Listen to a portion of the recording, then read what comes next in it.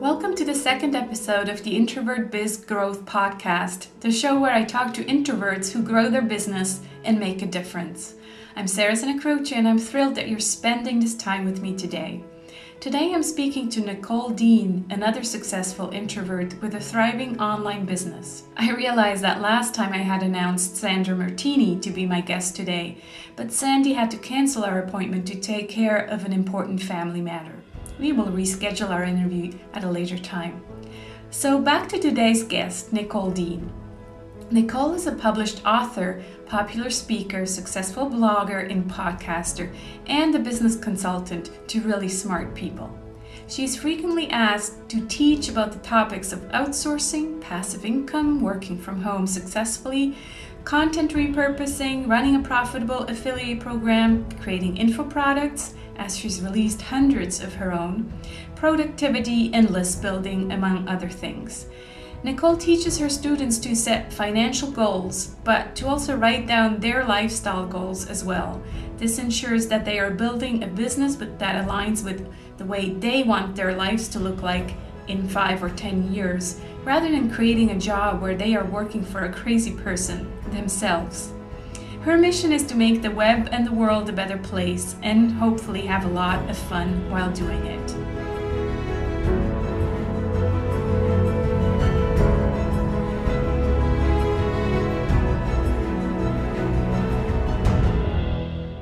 Hi Nicole, how are you today? I am wonderful. The sun is shining and it's a good day to be alive. How about you? I'm good too. No sun today, but I'm still happy to be alive. Nicole, besides your official bio that I just read in the intro, tell us a little bit about yourself and maybe something that my introverted audience can relate to. Oh my goodness. Well, I am an extreme introvert, which a lot of people find surprising, especially when I get off stage and they're like, I don't know how you can do that. You can talk in front of all of these people when you're such an introvert. Are you sure you're an introvert? It's like, oh yeah, sweetie, I'm sure, because I'm going to need about a week to recover after this. But let's see, what about me? I live in Florida. I have a sexy husband of 21 years, and I have 3 children, 2 that are American and biological, and I have a daughter that is half adopted in Latvia, which is a long story, which you know the story, Sarah. And so now I have a Latvian granddaughter as well. Excellent. So yeah, she's beautiful. Oh my God. And I've been running my business since about 2003 was when I started dabbling. And then I actually started making money in 2005 after some trial and error and enough money to get my husband's attention then. And then he did. And then I really got his attention. And then I made a lot more than he ever did. And then he was like, okay, we can talk about this. Maybe this thing is for real. I love to travel, even my introverted self. I love to travel, but when I do travel, I don't tend to do the amusement parks that my husband and daughter like to do. I do more the sitting by the beach, horseback riding, hiking type of things, which I'm sure you can absolutely relate to. Definitely, yeah. I had to do my fair share of Disneylands and other amusement parks too, but yeah, it's not my favorite thing in the world either. No, I do it because I love them, not because I love it. Exactly. Yes, that's a good way to put it. Wonderful. Yeah. So tell us about this business. Obviously, by now everybody's curious. Well, how did you get your husband to get you to be jealous about your business? Tell us what you do. Well, I actually have 3 businesses, 3 LLCs. 2 are with partners, and then I have my own business as well. One of my businesses that I run with a partner is Coach Glue. And at Coach Glue, we work with business coaches, and our motto is we make your clients stick to you, and we provide done-for-you programs that they can just open up and use as a starting point to train their clients and work with their clients. Coaching forms, all kinds of great stuff like that. My second business that I run with a partner is Beachpreneurs, and that's at this point a women's only event type thing where we have bold breakthroughs at the beach. We do retreats, business retreats. We do what's called beach camp, which is actually in a hotel. We don't actually camp.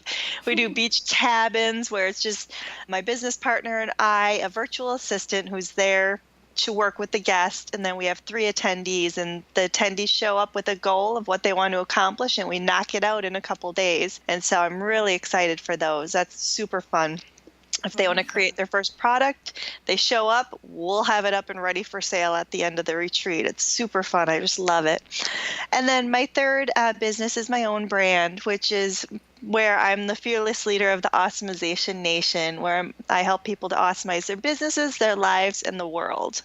And in my opinion, my not so humble opinion, because I believe this completely 100%, is that to truly have success in at least success in the way that I see it, that your business, your life, you want to be focusing on growing your business. You want to be focusing on having the best life you can possibly have and making the world a better place. And so that's why those are the 3 pillars of the Awesomization Nation, is awesomizing your business, your life, and the world. Because I feel if you're missing any of those, then you're just not fulfilled, or you're not profitable, or you're not healthy and whole. So that's my goal, is to get the word out on that and get people just doing tiny acts of awesome in all 3 areas, so that there's a revolution. If I get enough people doing it, there's truly a revolution. The ripple waves in the past year that I've been doing this have been so amazing and inspiring already that I love it. Yeah, and that's like the main reason why well, not, I would have had you anyway on the podcast because I've been following you for years and years. But when you started this Awesomization, challenge, that's when I realized, like, well, okay, there's people out there who think like me, who think that, yes, success in kind of comes with money, but money is not the optimal, or is not the ultimate goal. Let's put it that way. So. I love making money. I love it. I would love to make, 10, 20, 100 times more money than I make now. Money is fun. Money opens a lot of doors. Exactly. And I don't want to kill myself making money. I don't want to lose my marriage making money. I don't want to be unhealthy. I don't want to have my children not know who I am or know what I value. That's not worth it. And at the same point is, I'm not going to make money at the expense of anyone. I'm only going to be making money by bringing value and helping to make people's lives better in some way. And if I can do that, then I feel that I've ticked those 3 boxes and life is pretty darn good. Yeah, and like you said, you can make a difference in, your clients' world or life. Mm-hmm. And by making more money, you also have more money to give back to the community or the world in general, be that in, investing or in recycling or in good causes or whatever. So, yeah. Exactly. And as you grow your business too, there's more area for impact. I mean, you have a bigger audience. You have access to other people with impact that you can say, hey, can you share this with your audience? I think it's really an important message because you have that influence. Yes. So it's something that drives me when, when you hit plateaus and I'm like, okay, well, I have enough money to pay my bills. I have enough money to travel. I have enough money. My kids are, for my kids' college. I have enough money. Why should I get up and sit in front of my computer today? And the reason is because the more income I have, the more influence and impact I can have. And so when I'm like, not feeling it for myself, I can feel it for that reason. Yeah, that's nice. Yeah, so let's talk about, how did you grow your business and how do you generate that income without killing yourself? Because most of the cases you hear is like, yeah, you have to put in all these hours and then maybe, you make that money. But tell us about your strategies for generating revenue and the different ways you generate revenue. Well, how much time do we have? I could talk about this all day. I just did a keynote about similar type things at NAMS. I generate revenue by selling, events, by hosting events, by creating products that make people's lives better in some way. They solve a problem. are a shortcut, something like that, by recommending and referring other programs that I strongly believe in, that I either would put my money down to buy, or I have put my money down to buy. And some coaching, some consulting, but mostly I like to create products that I can just sell over and over and over and over again without me being tied to it, because I try to keep my schedule pretty open. I don't know when somebody's going to fly into town and be like, hey, Nick, I'm in town. You want to come hang at the beach? And go, oh, I have a whole day full of calls. So, I might have like 2 calls a week on my appointment, and the rest is just me getting stuff done, getting things out there, creating. But I love leverage. I mean, yes, you have to work hard in the beginning, but with my coaching clients, what I try to teach them is first of all, there's a difference, obviously, you know this too, in between working hard and working smart. So while you might be working hard, make sure you're also working smart too. One of the classic mistakes that new people online make is they don't outsource soon enough. Mm-hmm. And so with beginners especially, my advice to them is, if there's a roadblock, if there's something standing between you and your first dollar online or your next dollar online and getting something out there that you can actually start gas marketing, then that thing should be outsourced, because it's oftentimes it's ridiculous how quickly you can move that obstacle in 15 minutes or with $100, and it's gone, and then you can start ramping up, getting people to promote you, and you can be making, tens and hundreds of $1,000s once you get that roadblock gone. But until it's gone, it's an unfinished project, and unfinished projects don't make money. Yeah, so, usually it actually starts with just creating your website, right? Most people who start out, well, they're like, oh, I'm gonna create my own website. So they spend weeks and weeks and weeks on creating their own website rather than outsource it and actually start selling. So. Exactly. And it happens all the time. Or one of the other classic examples is one of my things I tell people all the time is, if it's something you only ever need to do once, or maybe once every few months, that should be outsourced to someone who knows how to do it. So if it's installing your shopping cart, don't sit and try to do that for 6 months when you can pay somebody. Usually the creator of the software will do it for like $30. We'll install it and it will be done right, and you can move ahead and go on. So leveraging other people's skills and talents. And plus, it goes back to making the world a better place. There are people out there that have the talents, the gifts, the desire, and they're hungry to make money.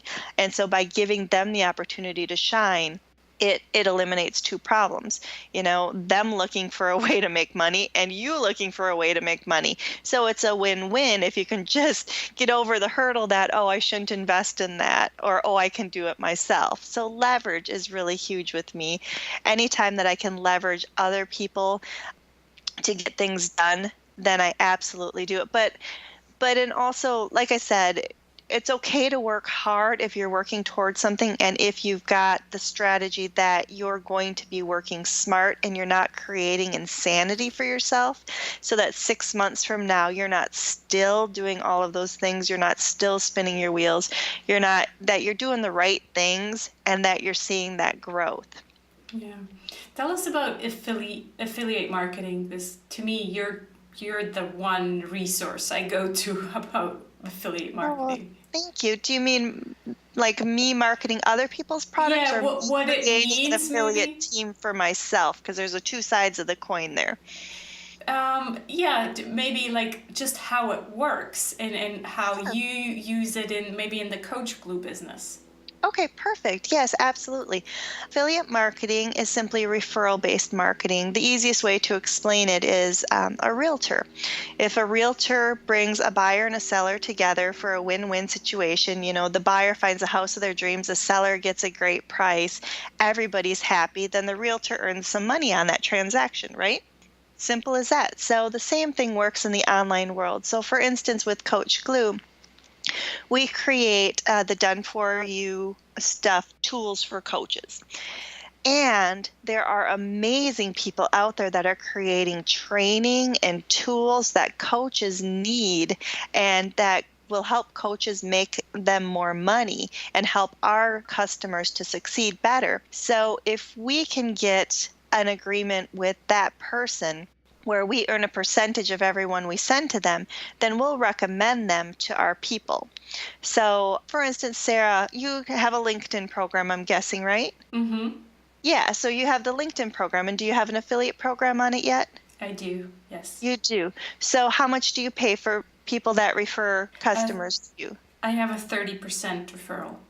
Okay, so for instance, with Sarah's LinkedIn program, if that was a really good fit for our Coach Glue people, the people that are buying our products, then I could say, hey, Sarah, can I get a link to that program that will track me as the referrer? And I want to tell my people about it, but it would be really awesome if I could get, a little bit of money back for that. So I would check out Sarah's program, make sure it was quality, which of course it is because it's Sarah. And, I'd get my link. And then when I had a day open, or I'd write a blog post or do a little video or something, I could say, you guys go check this out because it's really cool. If you're struggling to figure out how to use LinkedIn to get more coaching clients, then you really should go buy this program. Here's the link. It's my referral link. If you buy, I might get a percentage of that, which is really cool. But either way, go check it out because it's awesome. And then if they click through and they buy, then I'll earn 30% of that. I only recommend things where I've looked at it, I know the person, or I've used it myself. And so they know. And a lot of times, the interesting thing with affiliate marketing is I will tell them not to buy things too, which works really, really well. When especially when I mail my list, I'll say, okay, there's this new thing I found. It's really cool. I've read through all the training. It's especially good for you if you're blank. However, do not buy it if you're focusing on this other thing right now, or if you're a beginner, it's not right for you right now, but we'll have other things for you to get in the near future. But skip on this one, get it if this applies to you. Right. And people love that because they know that I'm being honest and I'm finding cool things for them that can help them grow their business. And it earns me a lot of money every month because people do buy things if I recommend it because they know me, they like me, and they trust me. Yeah, and you build that trust. And I think the fact that you say, don't buy this if, that increases your credibility because it means like, well, if she's not just sending this to me because she wants me to buy it and get some money from me, but because she truly believes it's quality content. Exactly. Yeah. And sometimes I'll even do a video of, okay, I've logged in, here's my receipt, I bought this, I've logged in, you can see what the download area looks like. Yeah. Like, especially if it's a software demo or something, I can show them how to use it, what I like about it, what I don't like about it. And, of all the things I look at in a week, I probably look at 50 or more things in a week just because, I'm trying to stay on top of things. And I'll only recommend like one of those. It's not like I'm going, oh, here's something I can promote and here's something I can promote. It's, no, on an ongoing basis. I'm their filter. Yeah, exactly. You're a filter. That's great. Excellent. So yeah, affiliate marketing is one of your big revenues, and then you have the coaching, and so really you're kind of not just one thing, but you started to add more and more things, which I think is great because some of these things don't require you to sit in front of your computer, like you just said. You send out one email, and the money just kind of comes in. Well, there are so many advantages to affiliate marketing. I would not build a business solely around affiliate marketing anymore. I mean, years ago you could, but at this point I wouldn't have that be my only stream of income. But there are a lot of advantages to doing affiliate marketing to your customers. One, there's very little customer support. I mean, they might come back to you if they've ordered something and they get confused and they're like, oh, I didn't get my download. And it's like, oh, that wasn't my product. Let me, I have my team help them to get whatever it is by connecting with the right people. But you don't have any outsourcing expenses, really. You don't have any customer support. You just get the money, which is really nice. All right, let's switch gear and talk about your introverted superpowers, as I like to call them. What would you say is your biggest strength as an introverted entrepreneur? Well, I was thinking about that, and I don't know how much of it is my introvertedness and how much of it is me. But the things I think are both are that I'm able to have it be quiet. Here, I don't need to have the TV on or the radio on, or, I don't have to have distractions for my brain. I can think in quiet, and I think that that really serves me well when I'm trying to get things done, like writing. Writing is my second thing. I think part of what my assets are being an introvert is that I do write well. It's easy for me to sit down and write my thoughts, much more so than, for instance, getting on a webinar or getting on stage. Yeah, A third thing would be introspection, is that I'm inner focused, so I'm very good at introspection and thinking things through. And then I have a lot of sensitivity, and I think that's part of being an introvert as well. Yeah, sensitivity and empathy, right? It's kind of like on the same level. It's like, yeah, you feel for people and you understand what they need. I think Yes. so. Yeah, yeah. What about the weakness? Do you think there's a weakness, maybe other than the stage fright? Because I think I'm with you with that. I think there are definite challenges. I wouldn't call them weaknesses, but there are challenges as Challenges, an yeah. introvert. The introspection that I mentioned as being a strength is also a challenge at times, because I can get caught up in the analysis more so than I think. Like, I watch my daughter, who is like, as far as I am an introvert on one side, she is the opposite of it. She is that extreme as an extrovert. And I watch her, and she just does things. She just acts. She doesn't have to sit and think about them for a long time. She just is so spontaneous in what she does, and I love it. I said I love to work in quiet. Well, if somebody turns on a TV or starts talking on a phone near me, it's very difficult for me to focus. So I use apps and things. I'll listen to background noise that's not music, like Coffeetivity or something. And then, or I'll just stick my head out the door and go, turn that off. And then, of course, the recharging. We do need a lot of recharging, and sometimes that does get frustrating, because I'm like, I want to have the energy to go and do things right now, but I know I need this recharging time, or I'm going to be more tired tomorrow. So I do try to respect that and honor it, and not get too frustrated with it when I Yeah, want to because go. yeah, I think you just can't push yourself too much, because otherwise you will, even if you do show up, people will probably notice that you know, look exhausted or just are quiet when you're supposed to be networking. So it's just better Yeah, to listen to your body and actually respect it. Yeah. exactly. Yeah. I always like to share three golden nuggets, like some kind of special resources that you use or have used to help you grow your business. So the first one is a personal habit that you think contributed to your success. Well, for personal habit, I don't know if this is personal other than it's something I need to stay sane. And that is that I've got all notifications turned off my computer and turned off my phone. All notifications. Facebook Messenger doesn't notify me on my phone. It doesn't notify me on my computer. Skype, I pretty much always stay in do not disturb. I'm not right now because, I knew you had to call me. But I stay in do not disturb so that the Skype notifications don't pop up. I've got Dropbox notifications turned off. And on my phone, I think the only things I get are text messages and tornado app warnings. So if somebody in my family needs to text or call me, they can get through. And if there's a tornado headed my way, I do want to know that. Otherwise, I don't want anything beeping or going on my phone at any time, because it's too much. It overwhelms my brain. Wow. So you're And super focused when you work on your computer, you're just super focused, and then you have social media moments, or how do you, I mean, you yeah, still I check in every now and then. exactly. I check email when I want to check email, and I check social media when I want to check social media, when it fits in my schedule after my money tasks are done, and after other important things in my life are done, like going on a walk, brushing my teeth.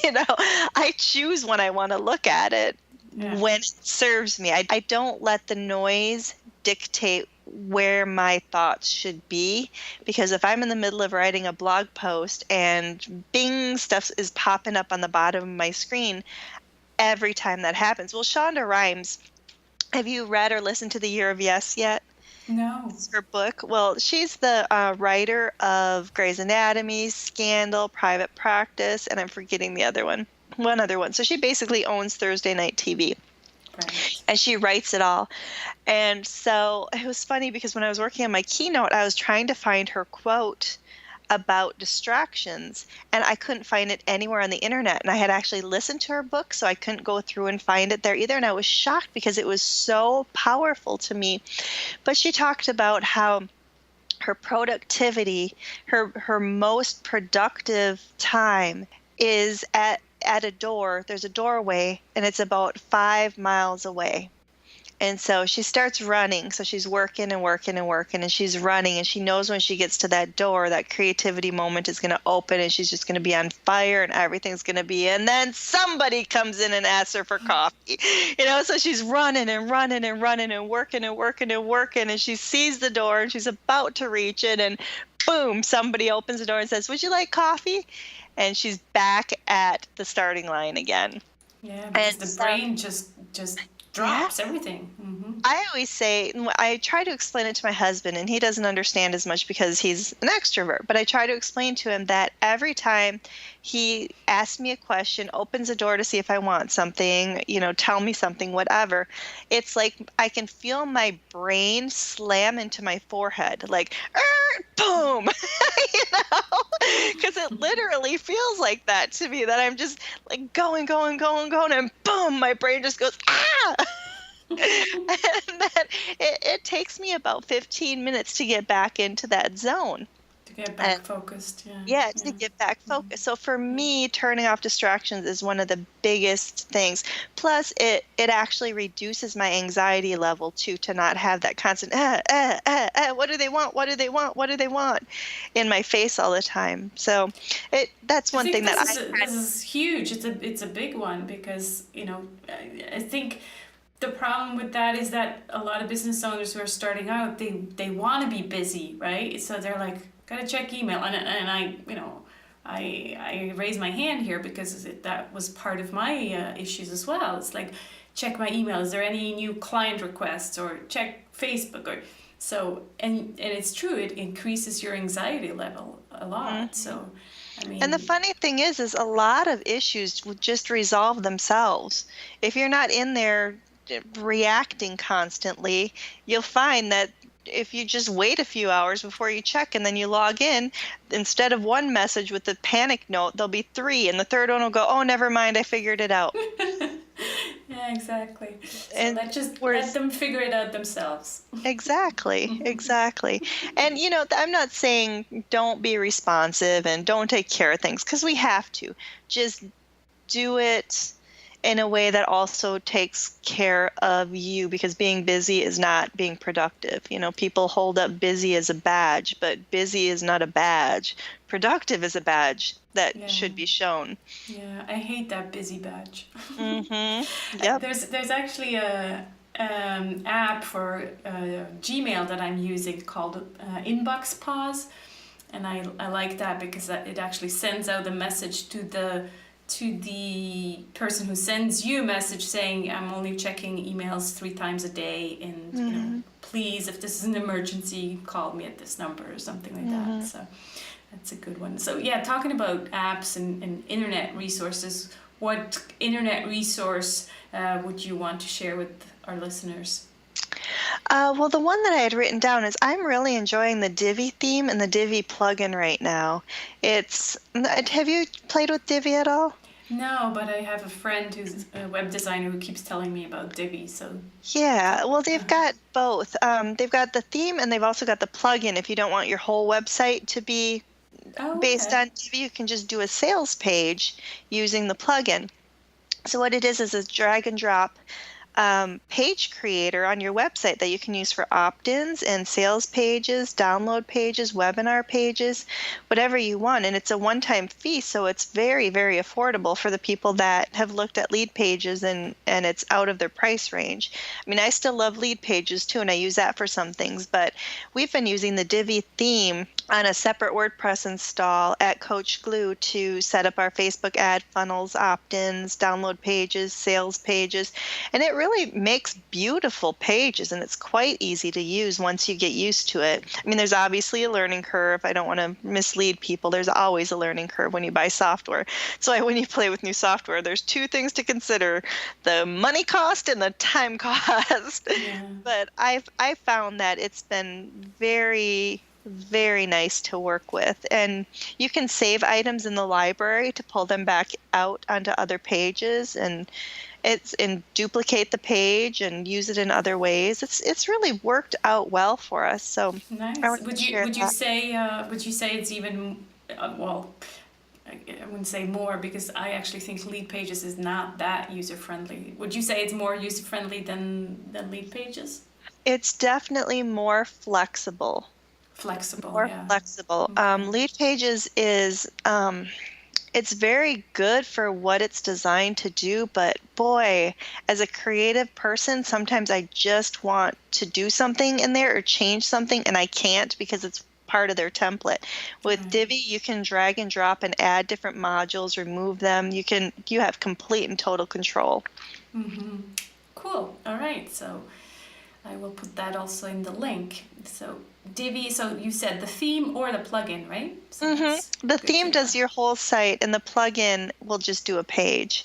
But check on that, because that may have changed. That may change, because I'm using both. I use the plugin on Beachpreneurs, and I use the theme on Coach Glue. Mm-hmm. Okay. What about the book that you would recommend to the introvert biz growth audience, and why? Well, I have two recommendations. I have one if you like to read text, and one if you prefer to listen to audio. Mm-hmm. So the one I recommend in text only, not audio, is The Morning Miracle by Hal Elrod. Mm-hmm. And even if you're not a morning person at all, and I'm certainly not a morning person, his system has impacted tens of thousands of people. And it's a simple system, and you can probably just find it online if you don't want to read the book, but I enjoyed the book a lot. He does a system called Savers, where you do 10 minutes of each of the letters. Each of the letters stands for something. You do 10 minutes of each letter every morning for an hour of your time. And the Savers are, I hope I get these right: S is silence, A is affirmations, V is visualization, E is exercise, R is I read it too, but I'm reading.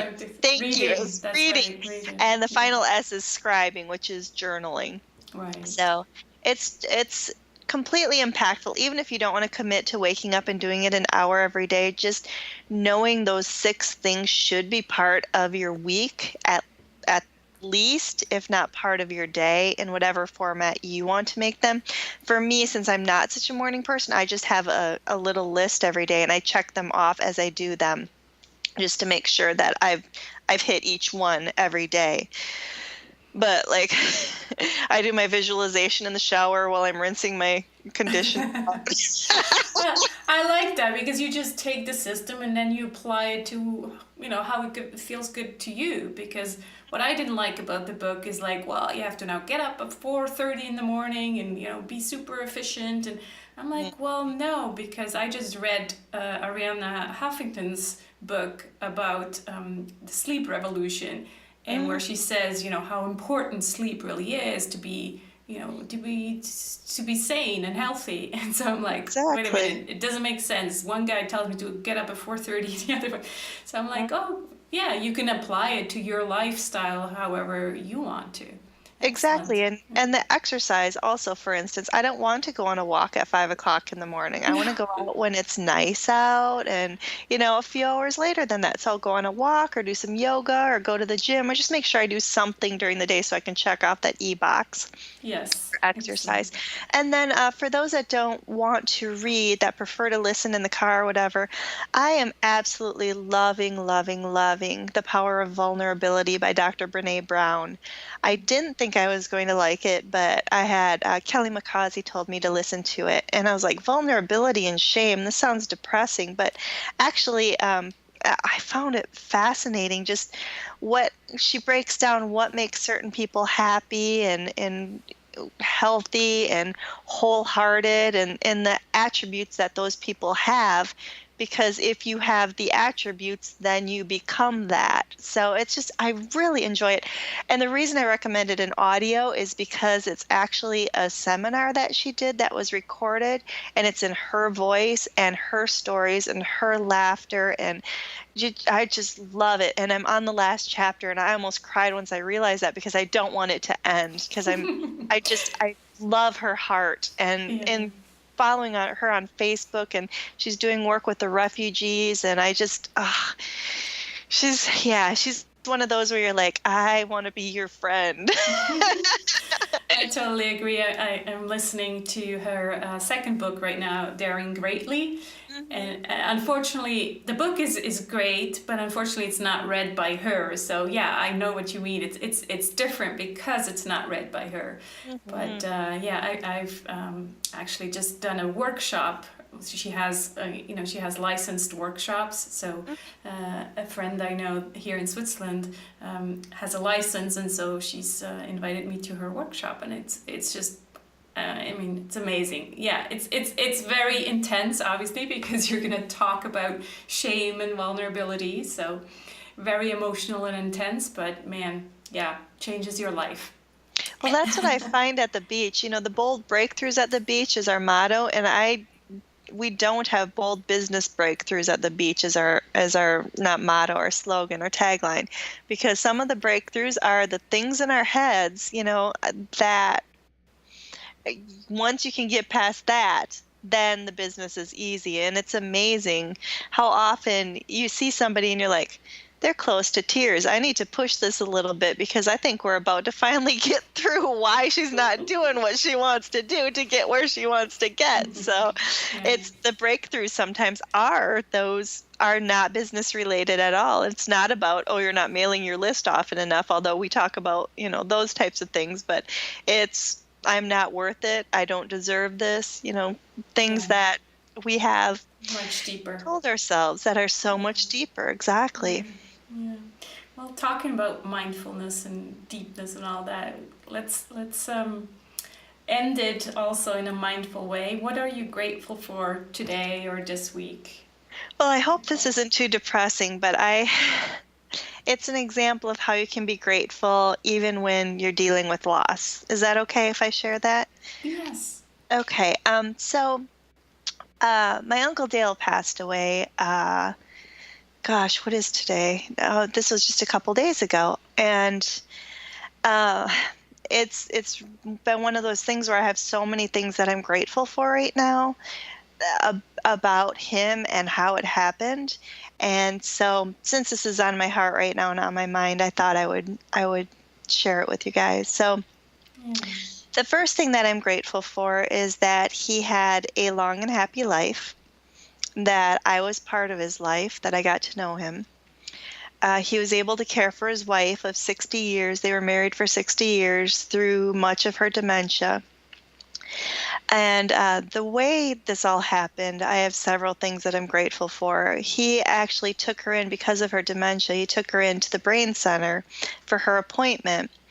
And on his way out, he had a brain bleed and slumped down the wall and was probably mostly gone at that point. But they put him into a medically induced coma and kept him there for a little while. But what I'm grateful about that is that it didn't happen at home with his wife there not understanding because of her dementia what to do and just being scared or possibly being there, not eating or wandering off for a couple days. I mean, that could have been horrible.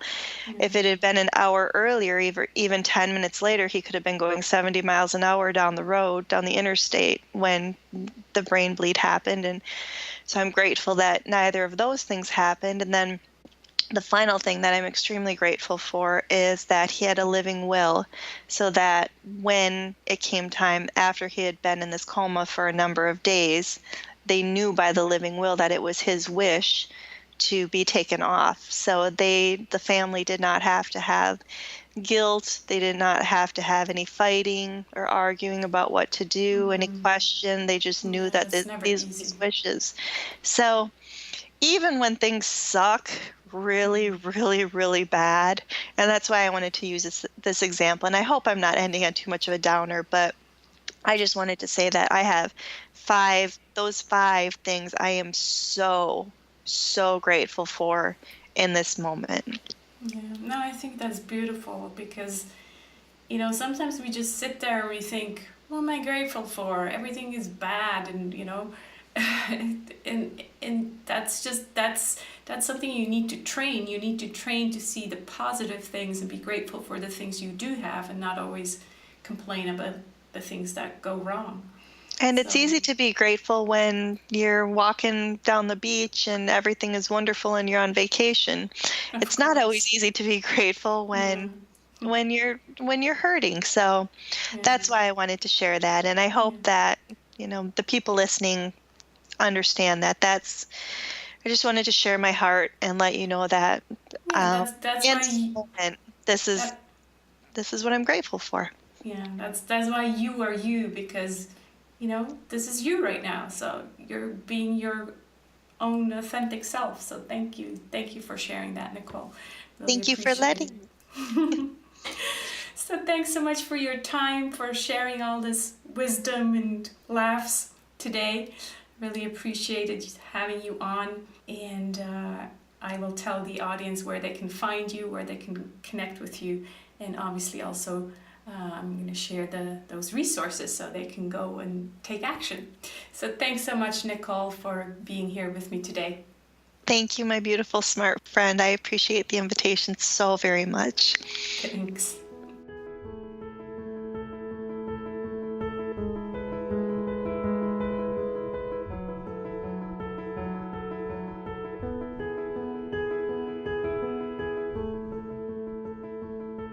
Isn't she wonderful?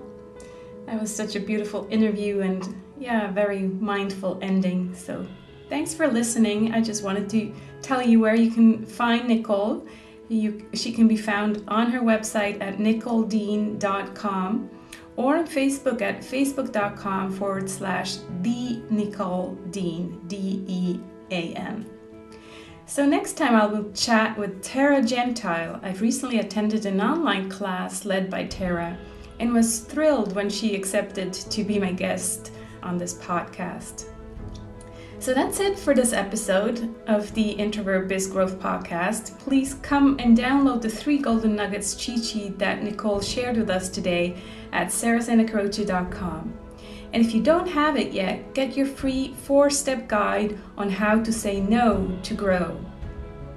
And if you like this episode, please subscribe to the show on iTunes or Stitcher and tell your introvert friends about it. And I'll talk to you in 2 weeks. I know, it seems long, but time flies and pre-excitement is half the experience. Talk to you soon.